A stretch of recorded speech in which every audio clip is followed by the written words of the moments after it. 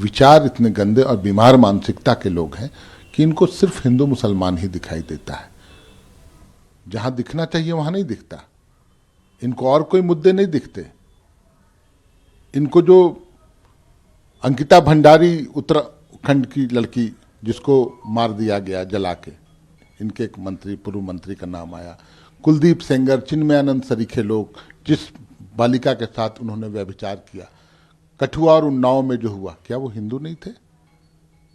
Vote की खातिर सिर्फ भ्रमित करते हैं आप।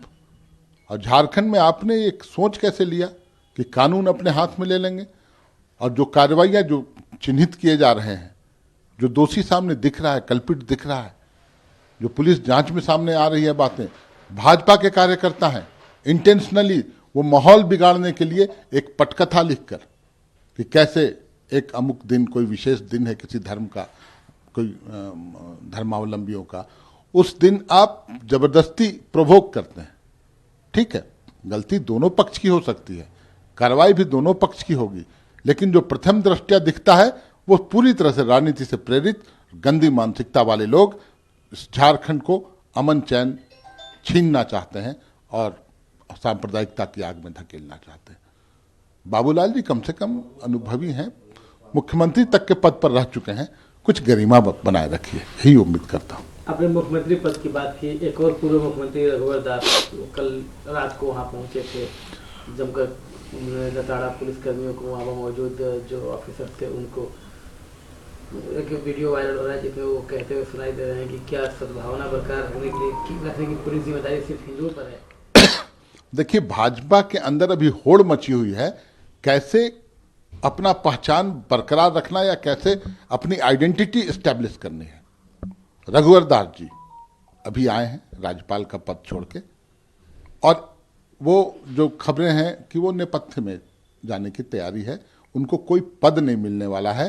भारतीय जनता पार्टी का जो झारखंड प्रदेश में उनकी भूमिका नगण्य होने जा रही है, तो हाथ पैर मार रहे हैं पहचान के लिए, सुर्खियों में आ गए, कुछ से कुछ बोल दिया, वीडियो वायरल हो गया तो खबर में तो आ ही गए।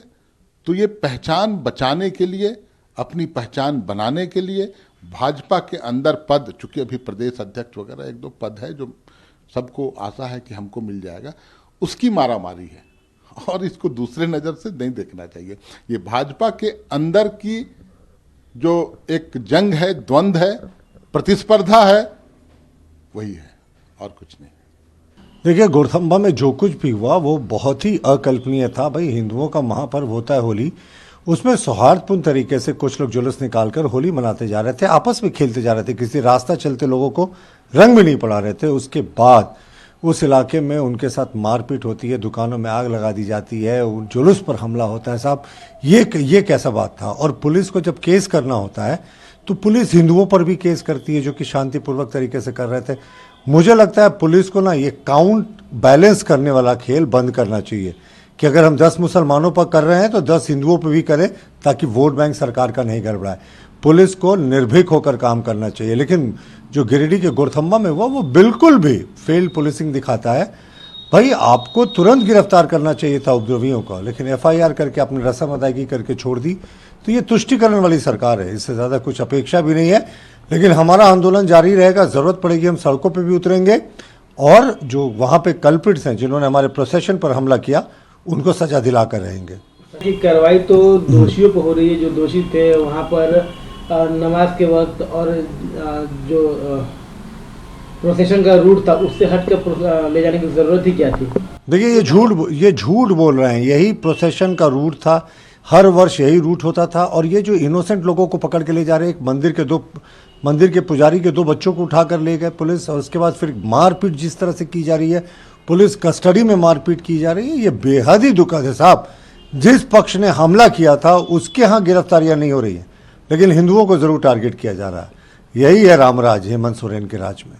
जी, एक पॉडकास्ट में थे, 2 बड़ी अहम बातें उसमें निकल सामने। पहला तो उन्होंने कहा कि 2002 गुजरात राइट्स में फॉल्स नैरेटिव बनाने की कोशिश की गई।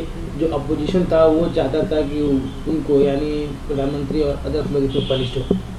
बिल्कुल, जिस तरीके से सुप्रीम कोर्ट ने बाद में प्रधानमंत्री जी को क्लीन चिट दी, गृह मंत्री जी को क्लीन चिट दी, एक बहुत सुनियोजित साजिश चली थी कि इस पूरे मामले में प्रधानमंत्री जी जो तत्कालीन गुजरात के मुख्यमंत्री थे और गृह राज्य मंत्री थे अमित शाह जी, इनको फंसाया जाए।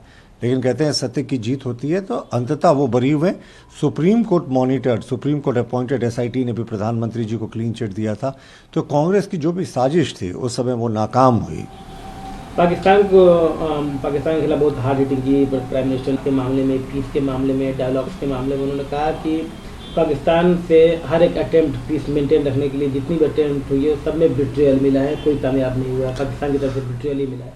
देखिए, प्रधानमंत्री जी ने बिल्कुल सही कहा कि उन्होंने एक पॉजिटिव साइन भेजा। जिस समय वो प्रधानमंत्री बने थे तो उसमें अपने ओथ में उन्होंने प्रधानमंत्री पाकिस्तान को भी इनवाइट किया था और एक कोशिश की थी कि सौहार्द बने। लेकिन उसके बाद वो पाकिस्तान भी चले गए थे शादी में ताकि एक अमन चैन स्थापित हो सके। लेकिन उन्होंने कहा कि ये लोग जो हैं ये बिल्कुल अमन पसंद नहीं है, ईश्वर इनको सद्बुद्धि दे, यही प्रधानमंत्री जी की अपेक्षा थी। लेकिन ये भी हमने दिखाया कि भाई न्यू इंडिया है। अगर तुम हमारे शहीदों को पुलवामा में शहादत लोगे, अगर हमारे सीआरपीएफ के जवानों की, तो ये भारत नया भारत है। ये बालकोट और उरी में घुसकर मारने की भी क्षमता रखता है। शांति की बात तो हम करेंगे, पहल भी करेंगे, लेकिन एक आंख दिखाओगे ना साहब, तो हम दो आंख दिखाने को तैयार हैं।